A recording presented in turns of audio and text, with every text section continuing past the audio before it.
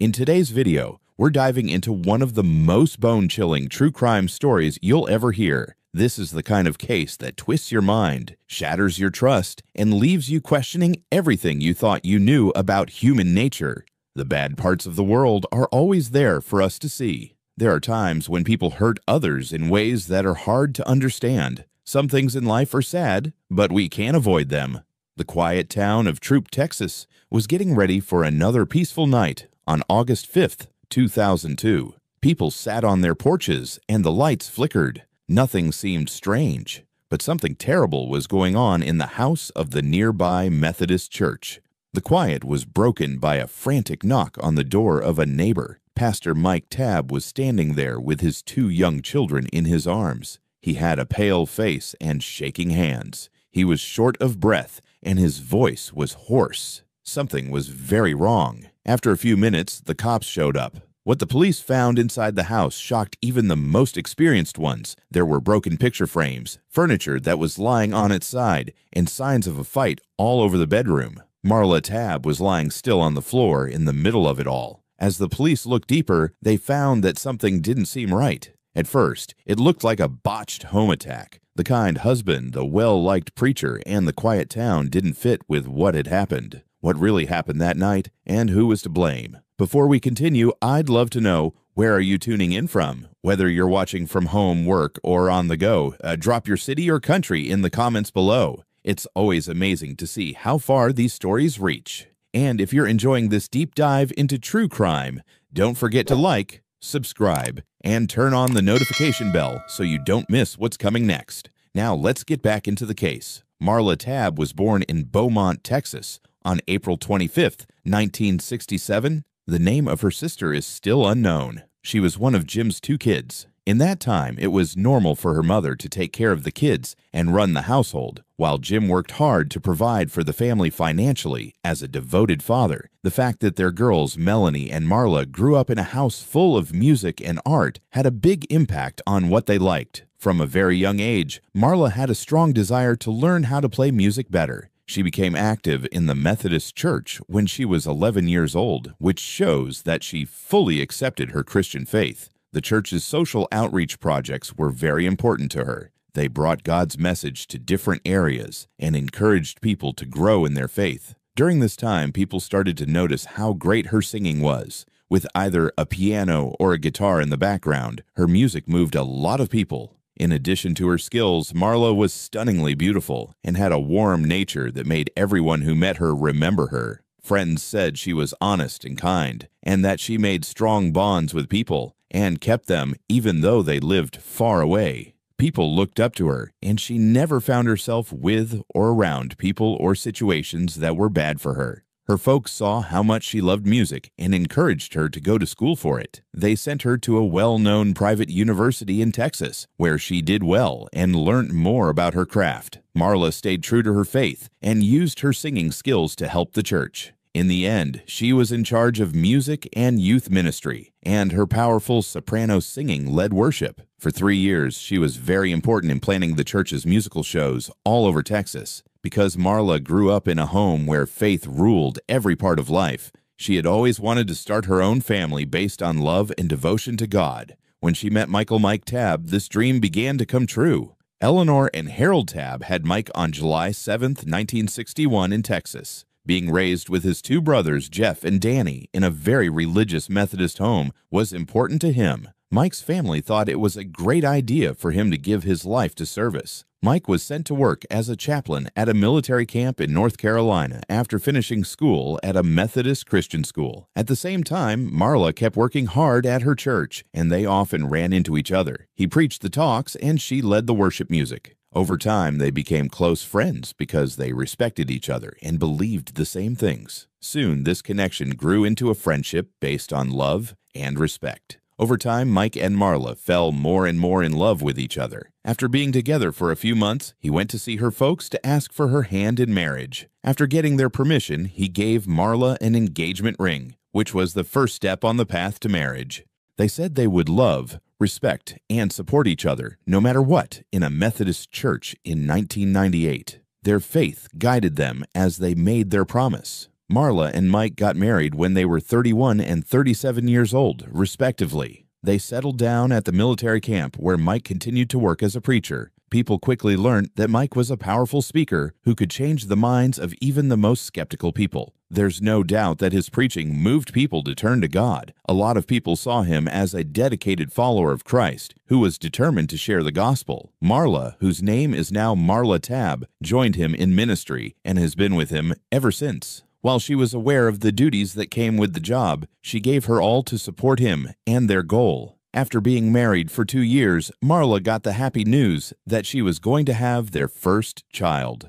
A boy named Jonathan was born to them on April 25, 2000. The birth of his child brought Marla a lot of happiness, and she raised him while Mike kept working as a preacher. But as Mike's fame as a speaker grew, so did the number of things that needed his time. He was often asked to talk at churches across the country, which kept him away from home for long periods of time. It was getting harder for Marla, who was now a young mother, to deal with his constant trips. She missed him and felt stressed about raising their child mostly by herself. Their unity, which had been unbreakable before, faced its first real test. Even though Marla's husband was often not around, she felt safe at the military camp, where she had made many good friends and had a helpful environment. Sadly, she lost someone very close to her during this time. She got pregnant again, but the baby died soon after. Marla found it harder and harder to deal with Mike's long absences as she dealt with the demands of motherhood and the mental toll of a failed pregnancy. As their arguments got worse, their relationship got worse. Mike claimed that he had to travel a lot for work, even though she wanted him to be there more. Even though they were having problems, the couple tried to fix their relationship. By 2002, things seemed to be getting better when Marla told them she was going to have another baby.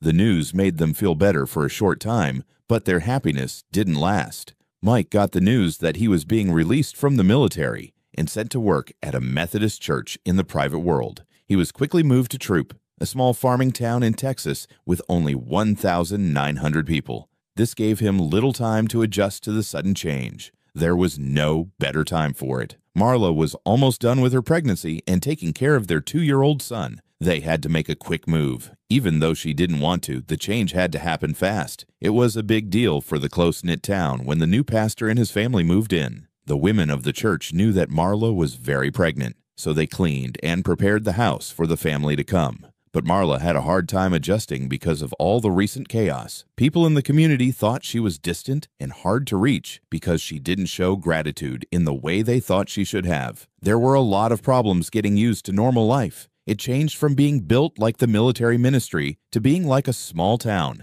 The group, along with worries about money and the stress of having a growing family, made their marriage even worse. It was hard for both Marla and Mike because they knew that everyone in the crowd was watching them closely. As things got worse, Marla became the subject of town rumors. A public confrontation with Mike when she was angry was seen as disrespectful in this conservative rural community where traditional gender roles were deeply ingrained. This event solidified her image among the people who lived there. People didn't like how outspoken Marla was. From then on, a lot of people called her a bossy wife who hurt her husband. Marla started to tell close family and friends about her problems as she became more and more unhappy. She asked herself if the life she was living was at all like the Christian home she had dreamed of. She was stressed out, which hurt her health. When labor problems came up, she had to be rushed to the hospital for an emergency C-section.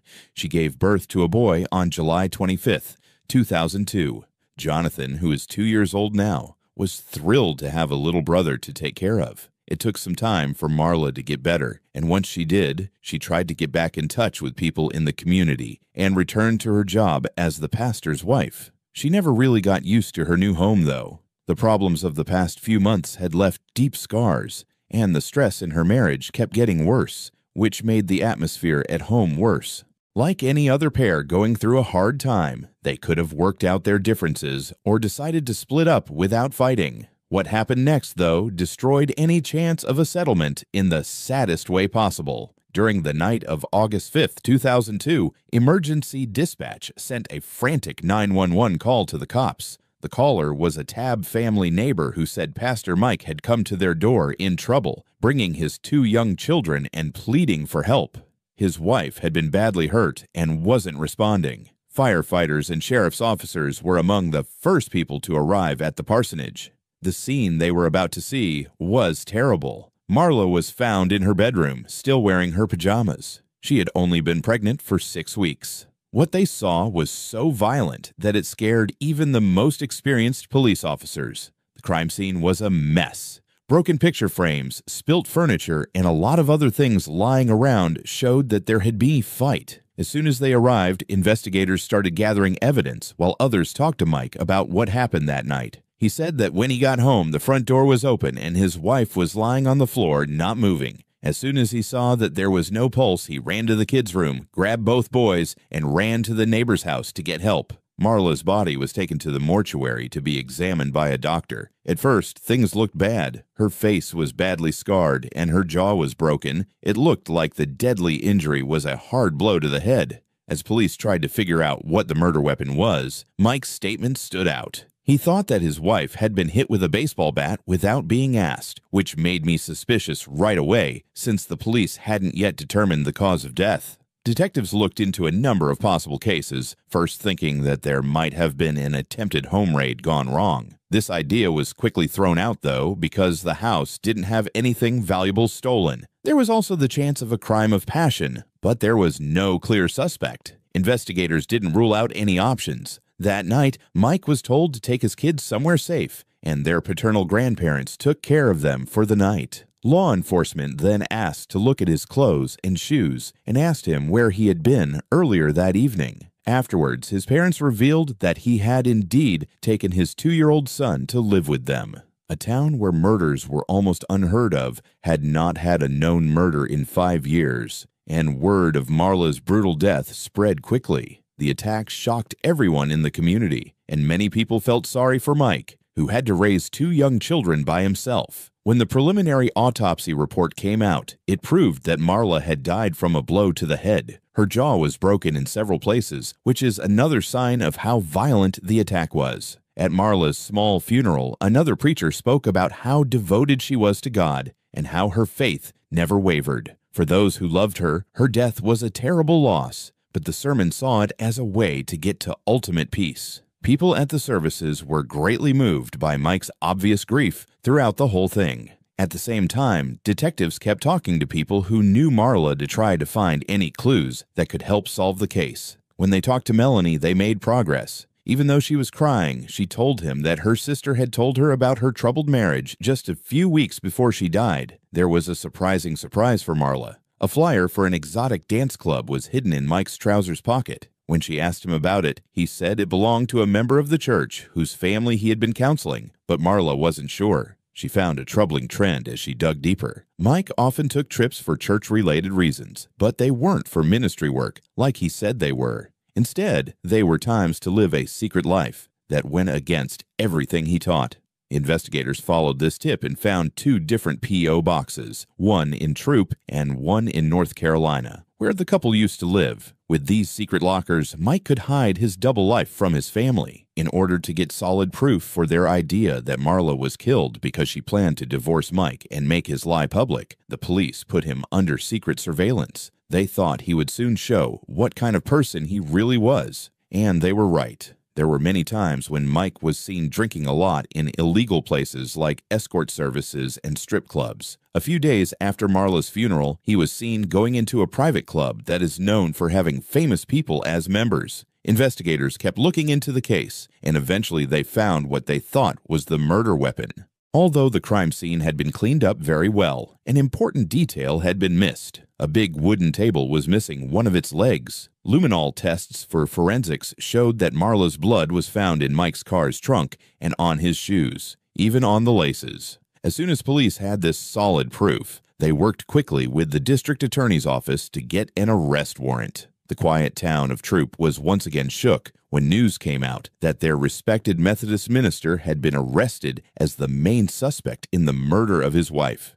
This time on August 8, 2002. He was only in jail for a short time, though. After making a $50,000 bond, he was freed the same day. There were already talks going on between Mike's lawyers and the court about setting up his preliminary hearing for the middle of August. He was working on a plea deal that would spare him a long trial in exchange for 50 years in jail. But Mike wasn't there when the hearing date came around. The police quickly found out that he had tried to kill himself. His lawyers said he was in the hospital, but the officials said this was an attempt to avoid justice and asked for harsher punishments. Based on what his family said, Mike had been staying with his folks in the days before the hearing. He left for a walk one afternoon and never came back. His family was worried, so they called the police, who started looking for him. Someone stabbed him and left the body near a lake. The damage was so bad that it needed surgery right away, which took almost 3 hours. A witness came forward during the investigation and said they had seen Mike hide behind a tree and throw something into the water. A group of divers was sent in to search the murky depths and came up with a knife that they think was used in the suicide attempt. Because of these things, the prosecutors wanted to move his sentence from 50 to 55 years in jail, and the judge raised his bail to $1 million.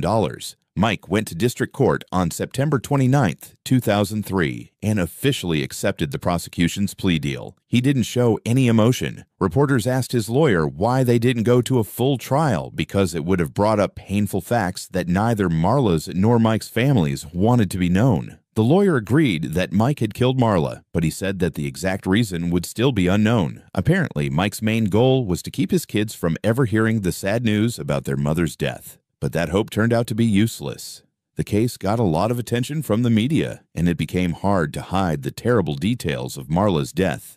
Before the judge gave the final sentence, Melanie went on the stand to speak for the family as a victim impact statement. She spoke straight to Mike, her voice shaking with emotion as she reminded him that he had left his own children without a parent. She told him that he had to take responsibility and acknowledge in court that he was the one who had taken their mother away. The judge then made the final decision. Mike Tabb would spend 55 years in jail for killing Marla Tabb. It was made clear by the prosecutors that he would not be able to get release until he had been in prison for at least 27.5 years. Mike stayed quiet and emotionless during the whole thing. Later, it was said that he had tried to kill himself several times while he was in jail. His mental pain never went away, even though he was getting therapy. Analysts thought that his heavy sense of guilt might have come from his time as a preacher, where he stood in front of a congregation and talked about faith and morals. The last piece of information found during this investigation showed that Mike only did 20 years of his sentence.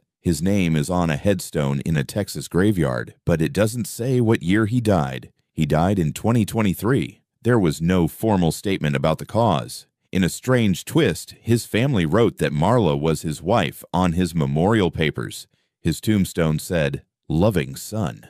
Maybe Mike really had been a loyal son, known for how much he loved his parents. In the end, though, his kids lost a father figure they could look up to because he was selfish and had secret wants. More tragically, he took away Marla's chance to see her boys become men. This was a future she had once imagined as a devoted wife and mother, but was now taken away by the person who had promised to love and protect her. Thanks for watching this bone-chilling story. Make sure to like, share, and subscribe for more true crime cases. Stay safe, and I'll see you in the next video.